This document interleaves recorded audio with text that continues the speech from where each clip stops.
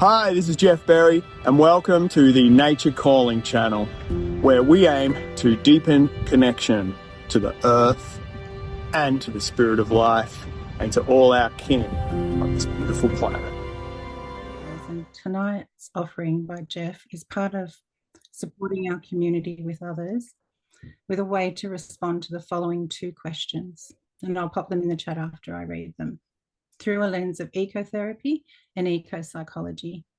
So how do we respond when we are finally forced to accept that environmental and political activism are not going to turn the tipping points or exponential curve around? And what helps us to retain a loving participation in everyday life when we fully realize the inevitable or the inevitability of ecosystem breakdown and the imminent societal collapse? So they're two big questions that we'll be sort of playing around with tonight through this presentation. I'm just going to drop those questions in the chat so others can have a read into them. And now I'd like to introduce Dr. Geoff Berry. Hey, Geoff again. So Dr. Geoff Berry is an Australian representative to the International Eco-Psychology Society and teaches eco-psychotherapy at Icon Institute, where he's also an academic course coordinator. Geoff was awarded his PhD at Monash University in 2010 for his thesis that explored the human relationship with nature as told through light as a vehicle of consciousness. He also completed a master's at Deakin University in 2005 about how our dreams link us to powerful mythic patterns and symbols. Geoff has been integrating his scholarly interest in ancestral wisdom and healing traditions with practice, both in academic positions and as a trauma-informed carer trainer for over a decade.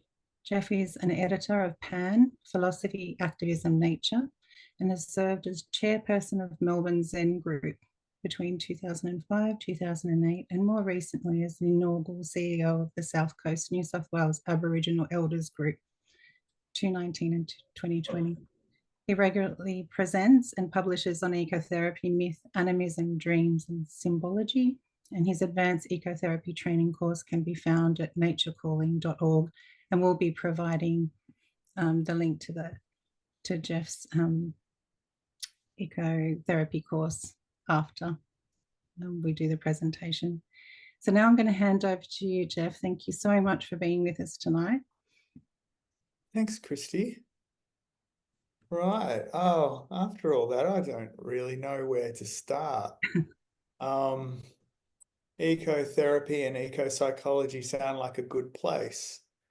I feel like they're very helpful platforms from which we can explore a kind of embodied spirituality, if you will, or at the least an engaged consciousness that recognizes our kinship with the other beings on planet Earth. And I feel like, just to give a little big picture spin before I drop into my slides and we'll flesh this story out, a really big thing that's gone wrong across the course of not just Western, but large-scale civilizations ever since the agricultural revolution. It seemed to me through my studies, and first of all, I guess too, I should just express my gratitude for the privilege of having received a higher education in this country. Don't get me wrong, I'm a working kid and I worked hard and made those opportunities happen, but I feel incredibly fortunate to have been able to spend over a decade studying full time, really digging deep into the knowledge base of our society. And my question, really, by the time I hit the postgrad work, was what went wrong? How do we end up living as if the urban environment is our natural environment when it's perfectly obvious that cities are sucking up all this energy from the arable lands, from the earth all around us, from nature, in order to create all of this excess for the urban centres, clearly in a way that's damaging our environment, that's in a sense undermining our future potential, our future generations. All of this seemed terribly obvious to me, painfully obvious. I just wanted to figure out the why. And so through the postgraduate studies, I felt like I figured out the why that I was happy enough with before it got to the point where I had to say to myself, now what? What do I do with this knowledge? And interestingly, that's a very similar pattern to prominent contemporary ecotherapists who, like me, were positively affected by the theoretical framework of eco-psychology, the idea that our psyche, our consciousness, our minds cannot actually be studied separate from our connection or indeed disconnection from nature. So putting ecology back into psychology, the great project of Theodore Roszak, published in '92, The Voice of the Earth, the sort of seminal text, I guess, for modern eco-psychology. In the years to follow, a lot of people, myself included, asking how do we operationalize this framework? How do we do something with eco-psychology, and coming up with the field of ecotherapy, which in many ways is very new and in other ways is the oldest game in the book, really, right? We all evolved in close connection with nature. Certainly our ancestors did, no matter where we're from, no matter what cultural background. Until 10,000 years ago, every single one of our ancestors lived, breathed, and operated in close connection with nature, and thereby with an understanding of nature as kin. So for me, just to wrap this little prologue up, the real key that I discovered when I analysed the great myths, the great stories of early agricultural civilizations, settlement civilizations that continuously grew and colonized the land around them, therefore the peoples around them, the big shift was from looking at nature as a set of kin and rather treating it as a set of resources. So for instance, for the ancient Mesopotamians, who are one of my favorite areas of study, the idea that rivers could be moved in order to irrigate crops and to take care of cattle, and walls could be built to protect profit. These were new 10,000 years ago. That for me was the big shift from kin, from feeling like we're related to the rivers and the trees and the stars, the birds, the other animals, the plants, to how do we use these for our benefit, the big shift into anthropocentrism. So without further ado, hopefully I can tie up some of the ways in which we can rediscover this innate kinship with nature, drop in and really sense it in our bodies through the vehicle of ecotherapy.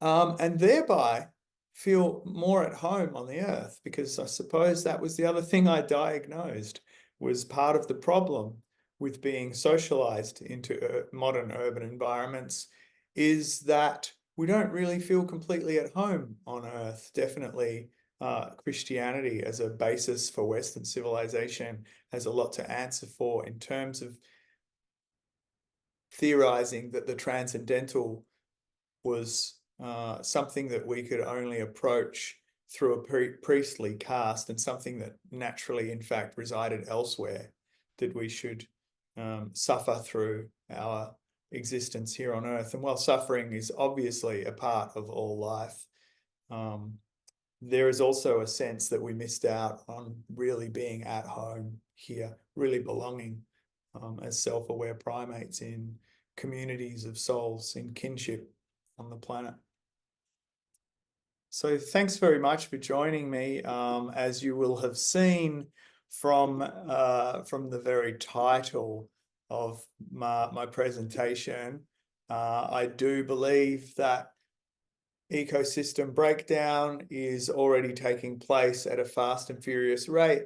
that we are in a sixth mass extinction event and that some form of societal breakdown is imminent. In fact, has already begun, and many people are already experiencing the negative effects of this, and we are protected from those effects for the time being and for some time into the future. Timescales is something that's very important to me and to my work. I tend to think in relatively short timescales nowadays. These can be very helpful for a spiritual practice. As Christy mentioned, I'm a Zen meditation practitioner, and so I am dedicated to trying to be as present to the moment as I possibly can, without, of course, losing touch with, with the narrative arcs that that I'm also a part of, that include the past and the present. I'm the father of 2 teenage daughters, so I don't talk about imminent collapse lightly. It's simply the fact that the data and indeed the trajectory of current industrial civilization convinces me that we might as well be preparing for what seems inevitable. And what's really interesting to me is that the way that I put practices in place in terms of preparation for collapse are in fact the kinds of embodied spiritual practices that I feel like I would be doing anyway. So hopefully you can join me on that agreement that it is good to feel connected to nature regardless of what we think we might be in for.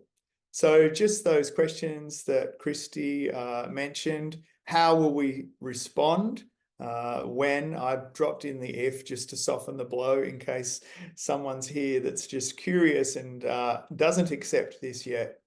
How do we respond if or when we finally accept that environmental and political activism won't turn the tipping points or the exponential curve back down? And again, I don't speak without experience here. I've been an environmental activist for my entire life and started a extinction rebellion movement in my regional home on the far south coast of New South Wales. So I certainly have tried. And in those days, I would have said, don't use this kind of language because you'll damage the environmental movement if you give in.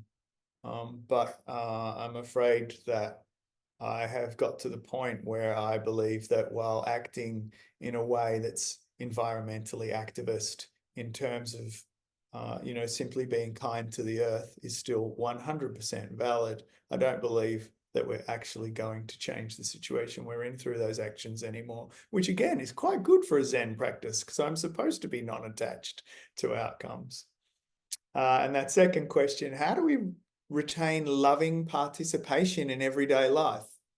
So if this, this kind of material collapse awareness can be very confronting, and again, it's about timescales. If we're thinking about things like grandchildren, if we're thinking about things like long-term projects, it can be very confronting to think that these might not come to be.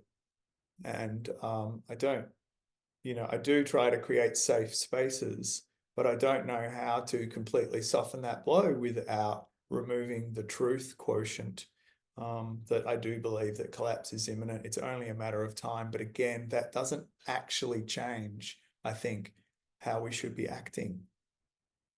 So from denial to doubt, from collapse awareness to collapse acceptance, I believe that many responses actually stay the same. No matter where we stand on the range of belief, no matter what we think about the data, from what I've seen, a really mature set of psychological, emotional, and spiritual responses to the climate emergency look remarkably similar.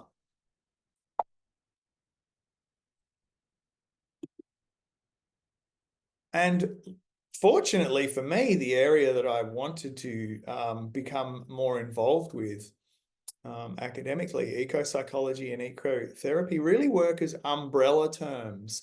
They bring a lot of things together. And for me, originally, it was about deep connection with nature, but it also actually brings community together. brings people together. I find I like people a lot when I'm working with them on country, when we're creating rituals and ceremonies and doing therapeutic activities together. So when we do ecotherapy, obviously we are specifically working in a theoretical paradigm, but also there are simply therapeutic effects to just doing stuff in nature together.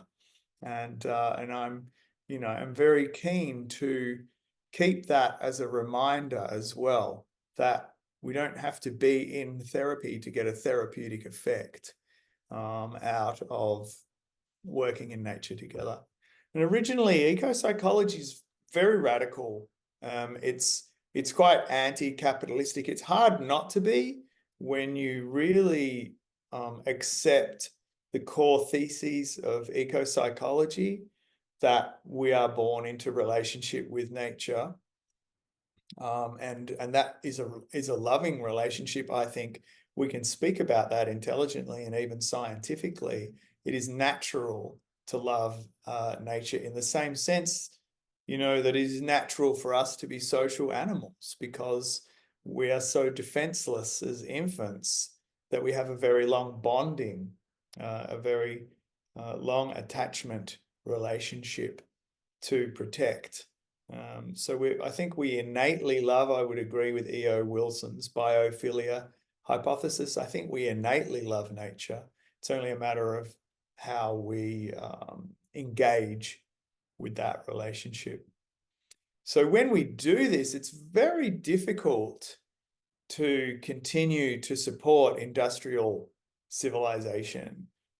This is Andy Fisher, the author of Radical Eco-Psychology's main point. It should, by its very nature, make it difficult for us to support industrial civilization, and therefore align more with our ancestral traditions, the way we evolved in close relationship with nature and in love with our kin, the other beings.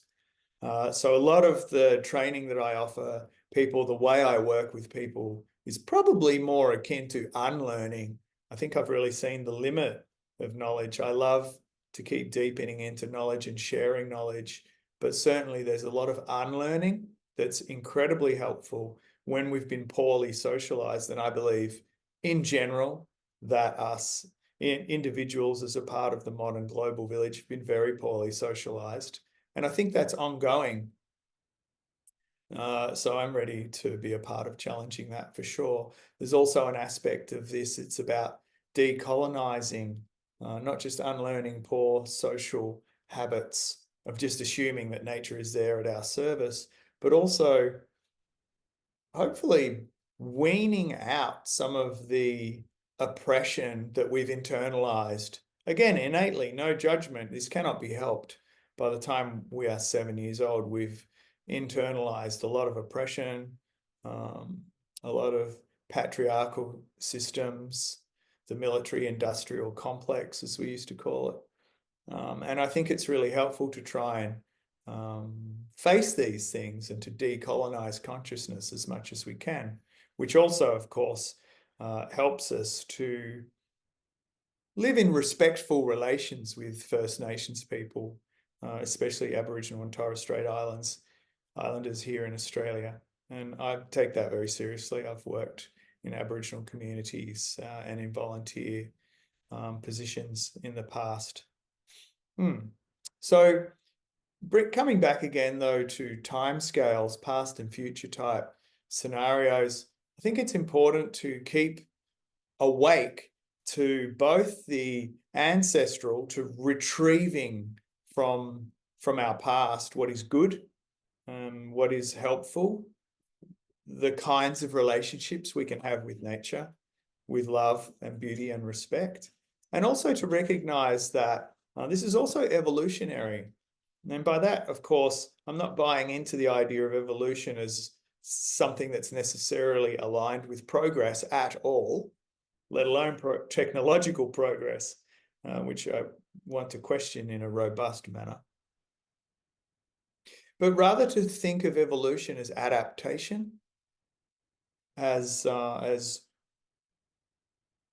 relearning the way that we relate to the world around us in a way that supports some kind of future, some kind of better relationship, that we can evolve from who we are, poorly socialized modern individuals, to something better than that. And honestly, I think we have to have that kind of faith. That's the kind of faith that I can continue to have. We'll talk a little about active hope, Joanna Macy's style of this kind of work shortly. So evolutionary and ancestral, something I stand for. Now, when we think about eco-psychology and ecotherapy as approaches, it's been pointed out that they tend to be grounded in and to work from three great traditions, and I love all of them. One is having an awareness or meditation or mindfulness practice is extraordinarily helpful, indeed pretty much necessary, if we are to open ourselves to fresh relationships with nature. They might be new, they might be old, but they should be alive. They should make us feel alive. We should be able to recognize the life and the intelligence all around us, the animism, if you like, of the earth, and I do like. Then we need to practice an awareness exercise, because just being in nature, if we're thinking about shopping lists or who annoys us, or whatever monkey mind or machine mind is chewing over it, it doesn't really open us out to this kind of relationship that can be so healing and empowering. So an awareness practice, ancestral knowledge and wisdom, as we've already mentioned a couple of times. I've been very fortunate to learn from Aboriginal elders and knowledge holders, but also our own ancestral knowledge and wisdom. As more than one wise Aboriginal elder has said, both to me and to peers, you've really got to get your own stories back. You've got to learn how to reconcile with the earth, with your own myths in the positive term of powerful stories that reconnect us to source. Then we can share on more of a level playing field. So getting back in touch with those kinds of knowledge about kin especially, is a taproot for eco-psychology. And then depth psychology, bringing into the game the last century or so of what we've learned from modern psychology, especially from depth psychology, working with our myths and our dreams and our symbols, sort of stuff that's really fascinating to me. But I came up with this little Venn diagram, and I have to admit what I really love the most is, in fact, the middle part, which overlaps all three, but in another sense, I like to think of it as empty. So there's lots of middle ground between all of these practices, but I think the most important thing is to learn from them in a way that enables us to be silent, sometimes to practice deep listening in nature and just to see what happens. Not to be looking for anything, but to see what arises. And in that, I find a reality that's very alive and awake and enriching. So that's the three great schools of eco-psychology. And now I just want to take a moment to ask us all just to drop in and just re-engage with our breath. Just allow yourself to feel your breath filling your body, filling your lungs.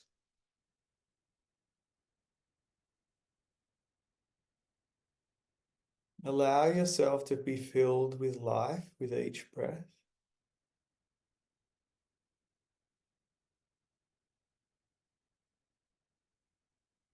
And then emptying it back out to the world, giving life back in a reciprocal relationship. Filling up and letting go. Just feeling down into the body. I've really noticed that I get very excited by the knowledge and when I'm sharing it. I fall back sometimes into that pattern. It's a very academic thing to just drill knowledge, do the knowledge drill. And sometimes it gets a little bit disconnected from the being here. So I hope we can just take that little moment to remember we're a body mind, no disconnection. We cannot, unless we really want to, find a division between mind and matter, between consciousness and the physical universe. The myths, I think, that make sense to me wonder about the way that the universe appears, the great creation myths about mind and matter. There's a lot of similarity in them. It's beautiful, slightly separate topic. Now we've covered this first point, that we've all evolved in close contact with nature. I don't see any controversy there. I do theorize that people do miss it, whether, however conscious that is. I'm quite sure that we domesticated ourselves, or were domesticated ourselves, through that agricultural revolution, as I've mentioned. And in a way, I see the walls of those great early cities as really symbolic, I guess, of ego, of the modern ego, of trying to protect this idea of ourselves and what we have, what we own, as separate from what's outside of that.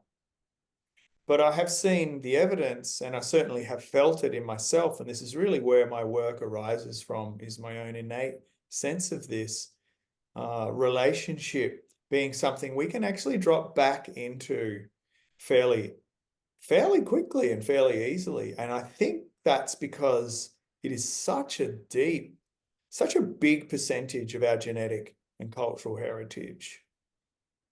I know it's sort of ridiculous to talk about the last 10,000 years as if it were a drop in the ocean, but it is a small percentage of our genetic history and even our cultural history. So even though you can wipe out an idea in one generation, I think you'll find that most really deep, fundamental, existential ideas and experiences of human beingness will simply spontaneously arise again. They can't be killed off. We have an innate sense of our relationship in nature, and I've seen this time and again return to people. You know, in the field of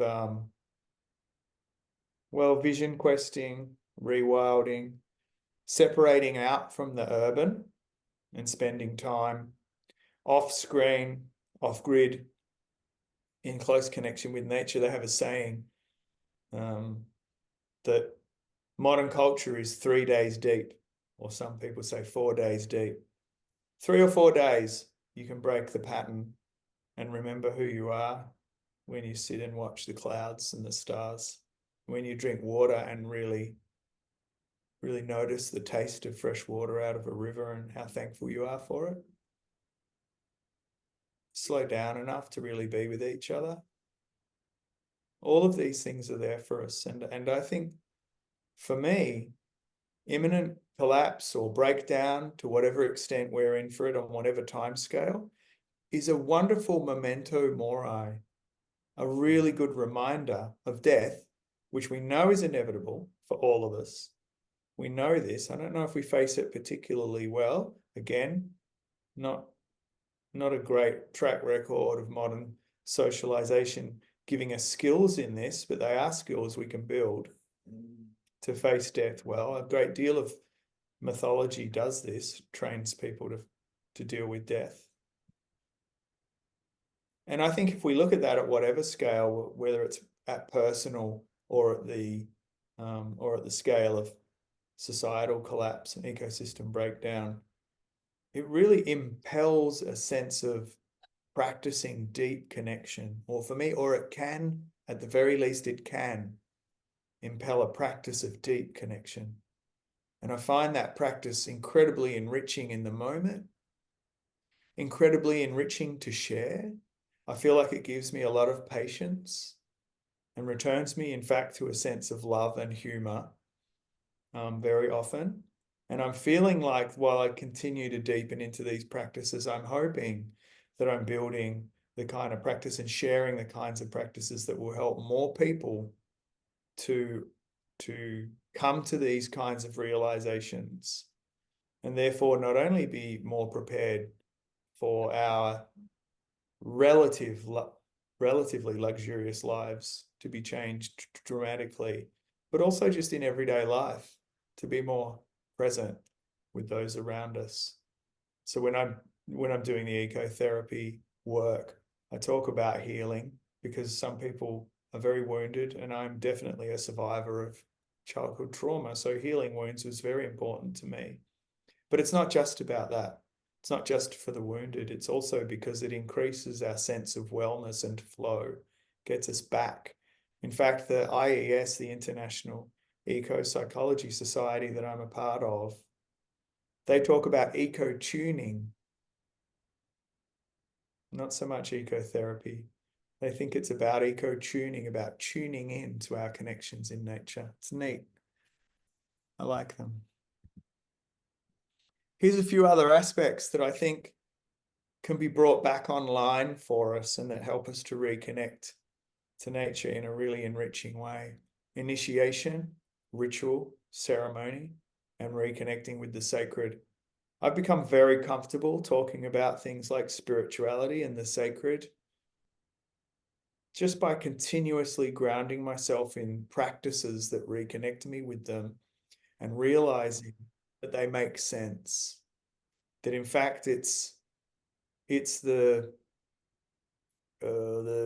techno-scientific reductionism, the post-enlightenment iron cage of rationality, as the great German sociologist Max Weber called it, the iron cage of rationality that we have been indoctrinated into. When we put that to one side and we reconnect and we explore our reconnection deeply, I find talk of the sacred, sometimes even the holy or the divine. People have different languages.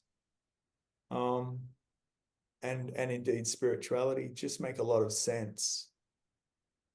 So initiation, when I work with initiation, I ask this question, and I ask you to ask yourself this question either now or when you have some time to do so. Who do you want to be? Who would you become if you could sense that who you are now could be initiated into another order?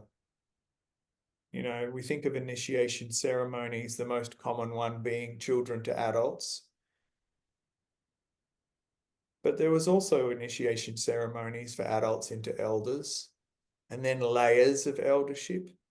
There are many different types of initiation ceremonies, and looking at them as technologies, as things that can take us from one place to another, enabled me to start to ask this question. Okay, we've been ripped off, I believe, in modern society. We don't have very effective initiation rituals. So why not take advantage of the fact that we can look at lots of different initiation rituals from the outside and ask ourselves, what are the core patterns that are going on here? And we know some of those core patterns.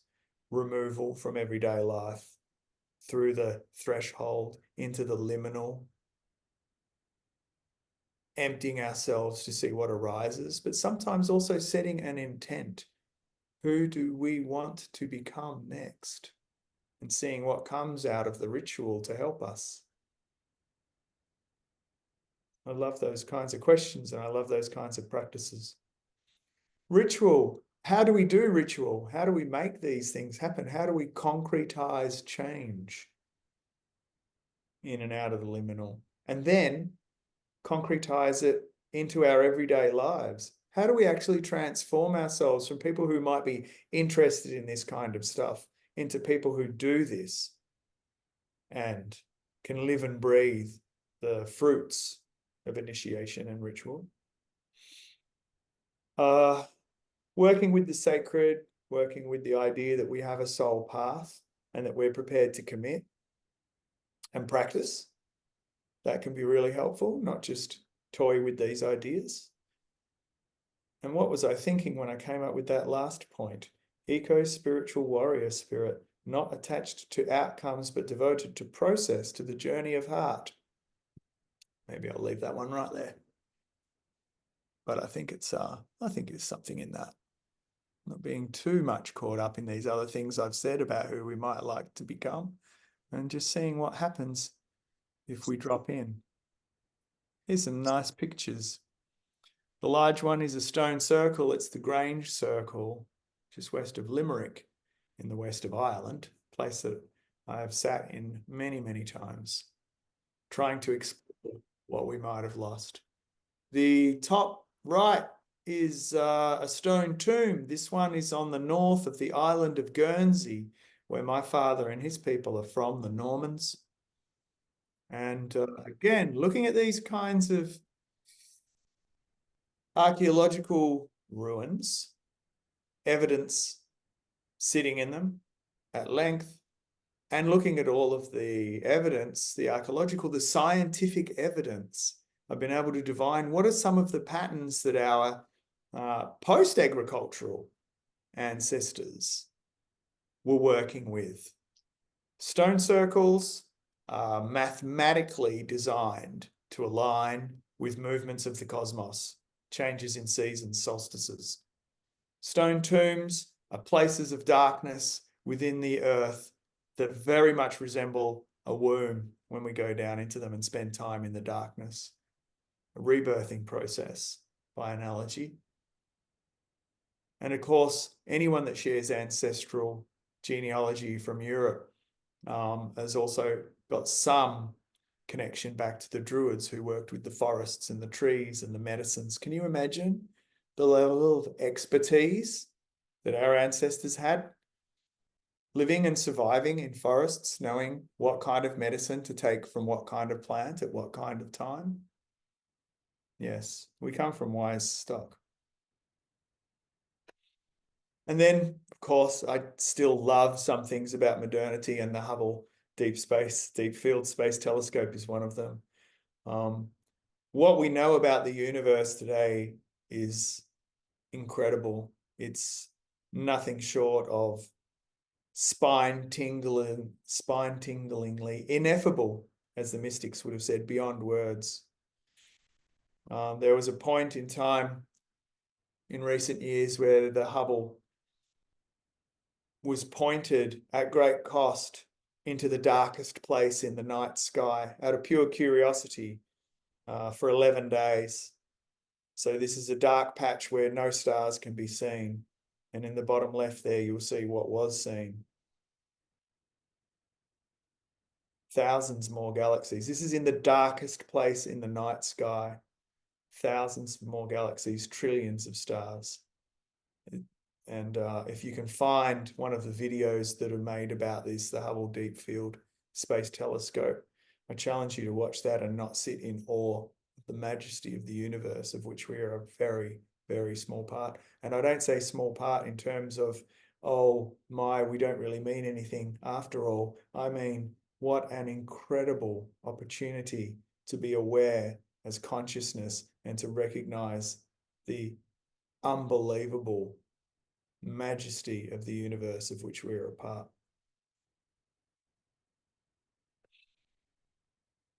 And one of my final points is there have been mass extinctions, and yet here we are. I'm not sure how to answer that question. Are we special? I feel like we are, but I'm anthropocentric. I'm human and I love it and I think it's amazing. But 99% of all life forms on this planet have come and gone. That's what life does and is. And when you have mass extinction events and there's little left larger than microbes, and yet you can still have the human race coming into existence some millions of years later, it does, for me anyway, it gives me faith in the process of life. I don't know what's going to happen and what's going to come next, but life will continue. Something amazing will happen. And I like that.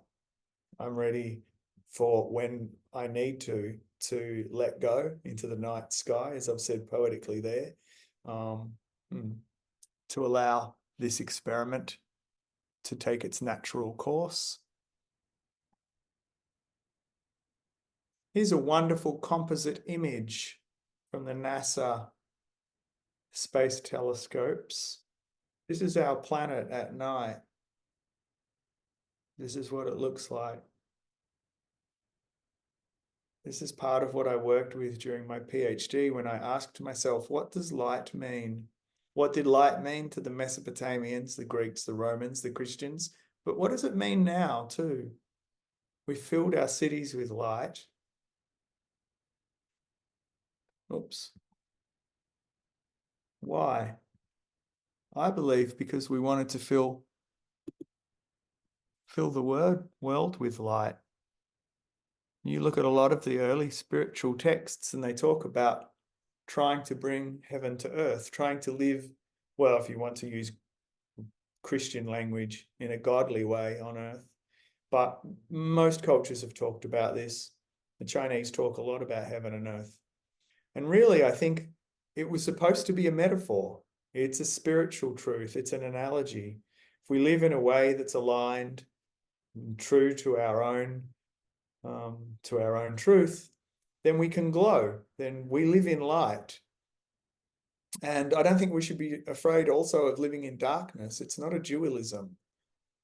Darkness to me is relief and silence. It's sweet.